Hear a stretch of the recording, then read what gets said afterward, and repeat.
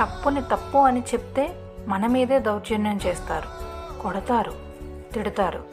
కానీ ఏం మాట్లాడకుండా మౌనంగా ఉంటే నీకు బాధ్యత లేదా అంటారు. ఒక మనిషి తన కల కోసం పోరాడుతూ ఉంటాడు. అలాంటి సమయంలో తనకు అన్యాయం జరిగితే తన గొంతు ఎత్తితే తప్ప? ప్రశ్నిస్తే బాధ్యత లేని వాళ్ళం కాదు, మౌనంగా ఉంటేనే బాధ్యత లేని వాళ్ళం అవుతాం.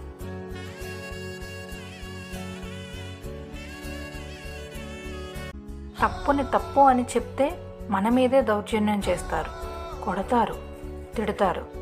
కానీ ఏం మాట్లాడకుండా మౌనంగా ఉంటే నీకు బాధ్యత లేదా అంటారు. ఒక మనిషి తన కల కోసం పోరాడుతూ ఉంటాడు. అలాంటి సమయంలో తనకు అన్యాయం జరిగితే తన గొంతు ఎత్తితే తప్ప?